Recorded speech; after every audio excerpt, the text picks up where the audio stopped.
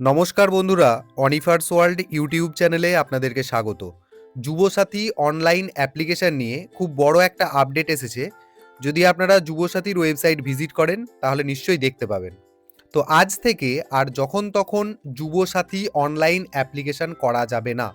সার্ভারে মারাত্মক রকম চাপ পড়ছে বলে এই ধরনের আপডেটটা ওয়েবসাইটে দেখতে পাওয়া যাচ্ছে। তো দেখে নিন কি আপডেট।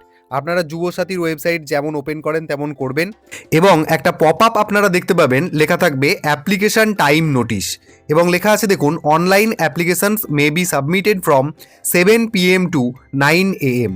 অর্থাৎ কেবলমাত্র সন্ধ্যা 7টা থেকে সকাল 9টা পর্যন্ত অনলাইন অ্যাপ্লিকেশন পোর্টাল চালু থাকবে এবং এই সময়ের মধ্যেই আপনারা অনলাইন অ্যাপ্লিকেশনগুলি করতে পারবেন। এবং সাথে সাথে অফলাইন ফর্ম জমা এবং তোলার ক্ষেত্রেও কিন্তু কোনো ধরনের কোনো পরিবর্তন এখানে করা হয়নি।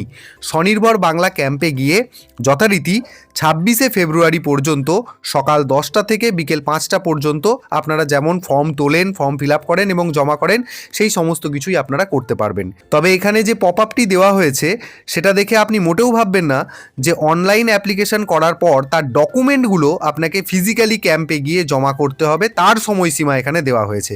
কারণ একজন আগেভাগেই কমেন্ট করে এটা জানতে চেয়েছেন, তাই আপনাদেরকে ব্যাপারটা ক্লিয়ার করে দিলাম। তো যুবসাথী আবেদন করতে গিয়ে এই আপডেটটা এসেছে, সেটা আমি আপনাদের সাথে শেয়ার করলাম। ভিডিওটি আপনারা সকলের সাথে শেয়ার করুন এবং আপনারা যারা আমার চ্যানেলে নতুন তারা চ্যানেলটিকে সাবস্ক্রাইব করে নিতে ভুলবেন না।